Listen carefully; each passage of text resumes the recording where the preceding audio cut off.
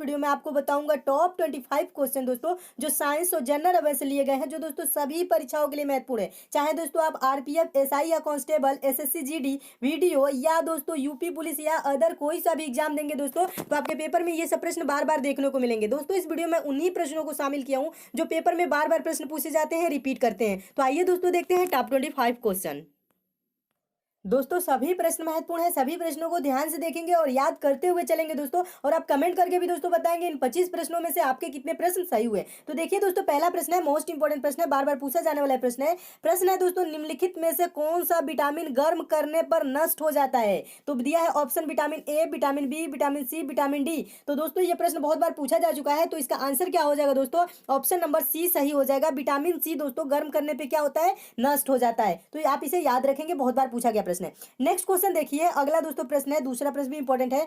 प्रश्न है, पाचन है भोजन को, ठीक है, आगे आपको बताना है कि पाचन कैसी क्रिया है। तो इसका दोस्तों चारों ऑप्शन को जब रीड करेंगे तो ऑप्शन नंबर पहला सही हो जाएगा, जटिल से सरल अणुओं के रूप में बदलने की क्रिया। पाचन कैसा है? भोजन को क्या करती है? जटिल से सरल अणुओं के रूप में बदलने की क्रिया है, ठीक है, इसे भी याद रखेंगे। नेक्स्ट क्वेश्चन देखिए, अगला प्रश्न तो मोस्ट इंपॉर्टेंट है, बहुत बार पेपर में पूछा जा चुका है।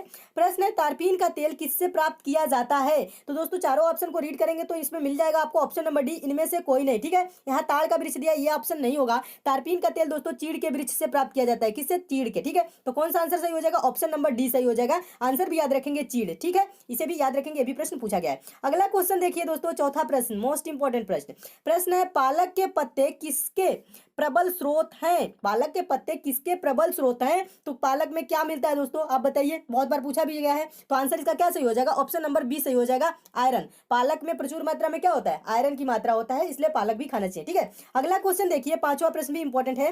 प्रश्न है, अल्बर्ट आइंस्टीन थे एक प्रसिद्ध क्या थे? चिकित्सक, रसायन शास्त्री, भौतिक शास्त्री, जीव विज्ञानी। तो आंसर हो जाएगा इसका सही आंसर दोस्तों ऑप्शन नंबर सी सही हो जाएगा। अल्बर्ट आइंस्टीन एक प्रसिद्ध क्या थे? भौतिक शास्त्री थे, इसे भी याद रखेंगे। अगला क्वेश्चन देखिए, मोस्ट इंपॉर्टेंट प्रश्न, इसे आप जरूर याद रखेंगे, बार बार पूछा जाने वाला प्रश्न है, मुख्यतः निम्न गैस ग्लोबल वार्मिंग के लिए जिम्मेदार है? कौन गैस ग्लोबल वार्मिंग के लिए जिम्मेदार है? तो आंसर हो जाएगा ऑप्शन नंबर ए सही हो जाएगा, कार्बन डाइऑक्साइड ग्लोबल वार्मिंग के लिए जिम्मेदार गैस है, इसे भी याद रखेंगे। नेक्स्ट क्वेश्चन देखिए, सातवां प्रश्न भी महत्वपूर्ण प्रश्न है, निम्न यंत्र में से विद्युत धारा का मापन करते हैं। विद्युत धारा का मापन किससे किया जाता है दोस्तों? अमीटर से किया जाता है। अमीटर किस ऑप्शन में है? तो ऑप्शन नंबर डी में है। आपका ऑप्शन नंबर डी दोस्तों क्या हो जाएगा? सही हो जाएगा। तो इसे भी क्या करेंगे? याद रखेंगे। ये सब प्रश्न दोस्तों बार बार पूछे जाते हैं, इसलिए इन प्रश्नों को जरूर याद रखेंगे। अगला क्वेश्चन देखिए, मोस्ट इंपॉर्टेंट प्रश्न है, साहित्य में नोबेल पुरस्कार पाने वाले प्रथम भारतीय थे। प्रथम भारतीय कौन थे दोस्तों जो जिनको साहित्य का नोबेल पुरस्कार मिला था? तो उनका दोस्तों नाम क्या हो जाएगा? ऑप्शन नंबर बी सही हो जाएगा, रविंद्रनाथ टैगोर जी थे जो साहित्य में नोबेल पुरस्कार पाने वाले प्रथम भारतीय थे। इनका नाम भी दोस्तों याद रखेंगे। और ये प्रश्न क्या है दोस्तों? ये प्रश्न मोस्ट इंपॉर्टेंट है, हजारों बार पूछा जा चुका है, इसलिए आप इस प्रश्न का आंसर जरूर याद रखेंगे। नेक्स्ट क्वेश्चन देखिए, अगला प्रश्न भी महत्वपूर्ण प्रश्न है, अर्जुन पुरस्कार दिया जाता है, तो अर्जुन पुरस्कार क्यों दिया जाता है दोस्तों? किस क्षेत्र में दिया जाता है? तो आंसर इसका सही हो जाएगा ऑप्शन नंबर सी, खेल कूद में श्रेष्ठ निष्पादन के लिए, ठीक है। खेल कूद में श्रेष्ठ निष्पादन के लिए क्या दिया जाता है? अर्जुन पुरस्कार दिया जाता है, इसे भी याद रखेंगे। ये नहीं अर्जुन पुरस्कार धनुर्विद्या में श्रेष्ठ निष्पादन के लिए, इसका आंसर ये नहीं होगा, खेल कूद में श्रेष्ठ निष्पादन, ऑप्शन नंबर सी सही हो जाएगा, आप इसे जरूर याद रखेंगे। नेक्स्ट क्वेश्चन भी महत्वपूर्ण प्रश्न है, पूछा गया प्रश्न है, भारत में सर्वोच्च वीरता पुरस्कार कौन सा है? सर्वोच्च वीरता पुरस्कार क्या होता है? पीवीसी होता है ना। पीवीसी का मतलब क्या? परमवीर चक्र। कौन सा ऑप्शन सही हो जाएगा? बी ऑप्शन सही हो जाएगा। भारत में सर्वोच्च वीरता पुरस्कार क्या होता है? परमवीर चक्र, इसे भी याद रखेंगे। अगला क्वेश्चन देखिए, मोस्ट इंपॉर्टेंट प्रश्न है, अभी पूछा गया प्रश्न है, आरपीएफ एग्जाम में पूछा गया प्रश्न है दोस्तों। प्रश्न है, भारतीय रेलवेज के संबंध में निम्नलिखित में से कौन सा कथन सही है? कौन सा कथन सही है? पहला कथन है, यह परिवहन की सबसे सस्ती विधि है, पहला कथन सही है। दूसरा कथन देखते हैं, कमाई का मुख्य स्रोत माल परिवहन है, तो यह भी सही है। जो मालगाड़ी जो आती है ना दोस्तों, उससे कमाई का क्या होता है? मुख्य स्रोत, ज्यादा इनकम होती है रेलवे को, ठीक है, इसे भी याद रखेंगे।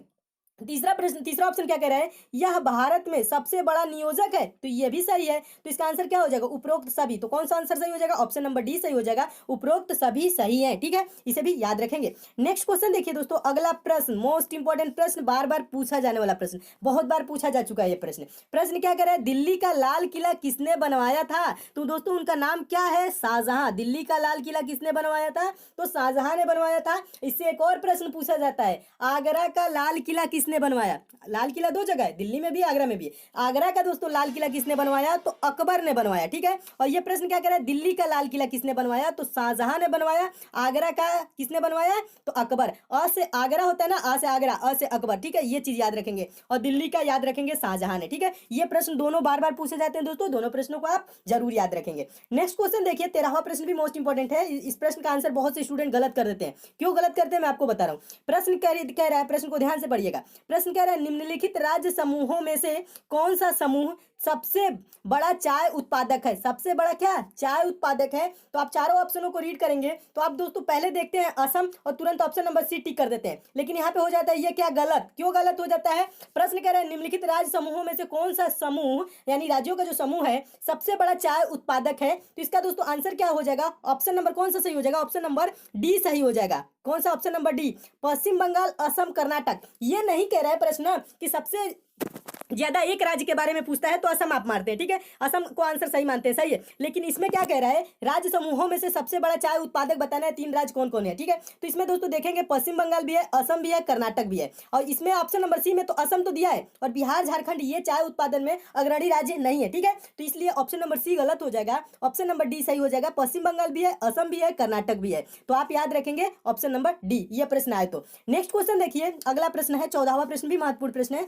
प्रश्न है पूंजी बाजार में दीर्घावधि निधि प्राप्त की जा सकती है या तो कुछ संस्थाओं से उधार लेकर, या इसके बाद क्या हो जाएगा दोस्तों? या ऑप्शन नंबर तब सी सही हो जाएगा, प्रतिभूतियां जारी करके। प्रश्न क्या कह रहा है? पूंजी बाजार में दीर्घावधि निधि प्राप्त की जा सकती है या तो कुछ संस्थाओं से उधार लेकर या प्रतिभूतियां जारी करके। इसे भी याद रखेंगे, पूछा गया प्रश्न है।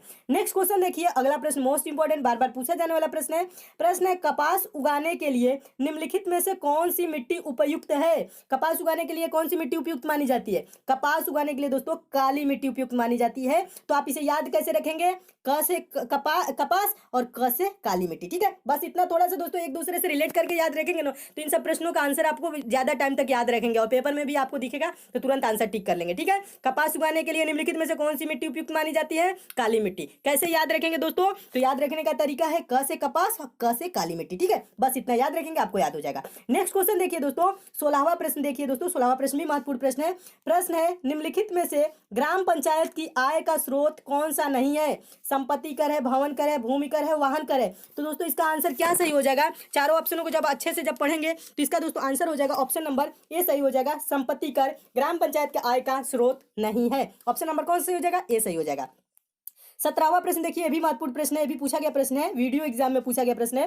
प्रश्न है दोस्तों, एक व्यक्ति ग्राम पंचायत की सदस्यता के लिए चुनाव लड़ना चाहता है, उसकी उम्र कितनी होनी चाहिए? ग्राम पंचायत के लिए चुनाव, सदस्यता के लिए चुनाव लड़ना चाहता है तो उसकी उम्र कितनी होनी चाहिए दोस्तों? तो 18 वर्ष नहीं, कौन सा हो जाएगा? ऑप्शन नंबर सी सही हो जाएगा, 21 वर्ष या इससे ऊपर, ठीक है, 21 वर्ष या इससे ऊपर ग्राम पंचायत की सदस्य का चुनाव लड़ने के लिए आयु होना चाहिए। अब दोस्तों इससे 3-4 और प्रश्न बनते हैं। कौन कौन से प्रश्न बनते हैं? प्रश्न बनता है कि लोकसभा की सदस्यता के लिए कितनी वर्ष आयु है, ठीक है, लोकसभा के लिए दोस्तों 25 वर्ष। एक और प्रश्न बनता है दोस्तों, विधानसभा के लिए कितनी आयु होनी चाहिए? न्यूनतम आयु पूछ रहे, ठीक है, कि विधानसभा के लिए न्यूनतम आयु कितनी होनी चाहिए? उसके लिए भी 25 वर्ष है, लोकसभा के लिए भी 25 वर्ष है। और एक और प्रश्न बनता है, जो चौथा प्रश्न बनता है वो क्या होता है? राज्यसभा के लिए दोस्तों पूछा जाता है, राज्यसभा के लिए आयु कितनी होनी चाहिए? तो राज्यसभा के लिए दोस्तों 30 वर्ष न्यूनतम आयु है, ठीक है। तो इन चारों प्रश्नों को जरूर याद रखेंगे, इससे 1-2 प्रश्न आपको पेपर में जरूर। अगला प्रश्न देखिए दोस्तों, 18वां प्रश्न है, 18वां प्रश्न भी इंपॉर्टेंट है। प्रश्न है राजा भोज निम्नलिखित में से किस राजवंश से संबंधित थे? तो दोस्तों राजा भोज का नाम तो आपको पता ही होगा, बचपन से सुनते आ रहे होंगे। राजा भोज जो थे वो परमार राजवंश से संबंधित थे। ऑप्शन नंबर कौन सा सही हो जाएगा? बी सही हो जाएगा, इसे भी याद रखेंगे। नेक्स्ट क्वेश्चन देखिए दोस्तों, 19वां प्रश्न है, महत्वपूर्ण प्रश्न भी है। प्रश्न है वर्ष 1857 में मेरठ में प्रथम सिपाही विद्रोह की आग किस दिन भड़की? क्या प्रश्न कह रहा है? ध्यान से पढ़िए। कह रहा है वर्ष 1857 में मेरठ में प्रथम सिपाही विद्रोह की आग किस दिन भड़की? तो 10 मई को भड़की थी, 10 मई 1857। ऑप्शन नंबर कौन सा सही हो जाएगा? ए सही हो जाएगा, इसे भी याद रखेंगे। नेक्स्ट क्वेश्चन देखिए, अगला प्रश्न भी महत्वपूर्ण प्रश्न है, पूछा गया प्रश्न है। प्रश्न क्या है दोस्तों, महात्मा गांधी की हत्या नाथूराम गोडसे ने निम्नलिखित में से किस दिन किया था? किस दिन किया था? तो आंसर हो जाएगा दोस्तों ऑप्शन नंबर डी, 30 जनवरी 1948। कौन सा दिन था? 30 जनवरी सन 1948, इसे भी याद रखेंगे, ये भी पूछा गया प्रश्न है। नेक्स्ट क्वेश्चन देखिए, 21वां प्रश्न, मोस्ट इंपॉर्टेंट प्रश्न। इस प्रश्न को ज्यादा से ज्यादातर स्टूडेंट क्या करते हैं दोस्तों, गलत करते हैं। क्यों गलत करते हैं मैं आपको बता रहा हूं, अभी आपके आज के बाद गलत नहीं करेंगे। देखिए प्रश्न कह रहा है निम्नलिखित में से किसे लोकनायक कहा जाता है, कहा गया है, ठीक है, कहा जाता है या कहा गया है, ठीक है। लोकनायक किसे कहा गया है, तो आंसर क्या हो जाएगा दोस्तों, Jayaprakash Narayan, option number D सही हो जाएगा। और ज्यादातर स्टूडेंट क्या मार देते हैं, बाल गंगाधर तिलक। तो दोस्तों बाल गंगाधर तिलक के बारे में बता दूं, लोकमान्य प्रश्न पूछे लोकमान्य किसे कहा जाता है, तो दोस्तों बाल गंगाधर तिलक को लोकमान्य कहा जाता है। और लोकनायक किसे कहा गया है दोस्तों, तो जयप्रकाश नारायण को लोकनायक। तो लोकनायक के लिए क्या आंसर हो जाएगा, ऑप्शन नंबर डी। अगर जो लोकमान्य तिलक पूछते हैं दोस्तों, लोकमान्य तिलक भी एक बोलते हैं बाल गंगाधर तिलक को, ठीक है। तो लोकमान्य पूछेगा तो आंसर क्या हो जाएगा, बाल गंगाधर तिलक। दोनों प्रश्नों को याद रखेंगे, कंफ्यूज नहीं होंगे, ठीक है दोस्तों। अगर आपको इन सब प्रश्नों की पीडीएफ चाहिए तो दोस्तों आप क्या कर सकते हैं, टेलीग्राम ज्वाइन कर सकते हैं। टेलीग्राम का लिंक मैं डिस्क्रिप्शन बॉक्स में दे दिया हूं, वहां से दोस्तों आप टेलीग्राम को ज्वाइन कर लेंगे तो वहां पे मैं इंपॉर्टेंट क्वेश्चन की पीडीएफ भी देता हूं, और जो आपके लिए इंपॉर्टेंट वीडियो होती है उसकी वहां पे नोटिफिकेशन भी आपको मिलती रहती है, ठीक है। तो टेलीग्राम दोस्तों आप जरूर ज्वाइन कर लीजिएगा, तो उसका डिस्क्रिप्शन बॉक्स में लिंक है। नेक्स्ट क्वेश्चन देखिए दोस्तों, अगला प्रश्न तो मोस्ट इंपॉर्टेंट है, बार बार पूछा जाने वाला प्रश्न है, और ये बहुत बार पूछा जा चुका है, एक बार नहीं कई बार पूछा जा चुका है। प्रश्न क्या करें, बुलंद दरवाजा निम्नलिखित में से कहां है। तो दोस्तों आपको पता होगा बुलंद दरवाजा फतेहपुर सीकरी में। कहां है दोस्तों बुलंद दरवाजा, फतेहपुर सीकरी में बुलंद दरवाजा है। आप इस प्रश्न को दोस्तों याद रखेंगे। और यह प्रश्न क्या है दोस्तों, यह प्रश्न है मोस्ट इंपॉर्टेंट, क्योंकि यह बहुत बार पेपर में पूछा जा चुका है। 23वां प्रश्न देखिए, ये भी इंपॉर्टेंट है। प्रश्न है जातक पवित्र ग्रंथ है, तो किसकी दोस्तों पवित्र ग्रंथ है, जातक किसकी है, तो इसका क्या हो जाएगा आंसर, ऑप्शन नंबर सी सही हो जाएगा, बौद्धों के। जातक पवित्र ग्रंथ किसकी है, बौद्धों के पवित्र ग्रंथ है जातक, इसे भी याद रखेंगे। नेक्स्ट क्वेश्चन देखिए 24 नंबर प्रश्न है दोस्तों। प्रश्न कह रहा है स्वेज नौ परिवहन नहर भूमध्य सागर को किसके साथ जोड़ता है। प्रश्न क्या करे, स्वेज नौ परिवहन नहर भूमध्य सागर को किसके साथ जोड़ता है, तो दोस्तों आंसर हो जाएगा भूमध्य सागर को लाल सागर के साथ जोड़ता है। ऑप्शन नंबर कौन सा सही हो जाएगा, डी सही हो जाएगा, इसे भी याद रखेंगे। 25वां प्रश्न वेरी वेरी इंपॉर्टेंट, बहुत ही महत्वपूर्ण प्रश्न, बहुत बार पूछा जा चुका है प्रश्न है। प्रश्न है अनुच्छेद 370 का संबंध किस राज्य के विशेष प्रावधान से है, तो अनुच्छेद 370 जम्मू कश्मीर राज्य के विशेष प्रावधान से है। ऑप्शन नंबर सी सही हो जाएगा। दोस्तों आप इस प्रश्न को जरूर याद रखेंगे, बहुत बार पूछा जा चुका है। तो दोस्तों ये रहे आपके टॉप 25 क्वेश्चन दोस्तों, जो बार बार पेपर में पूछे जाते हैं।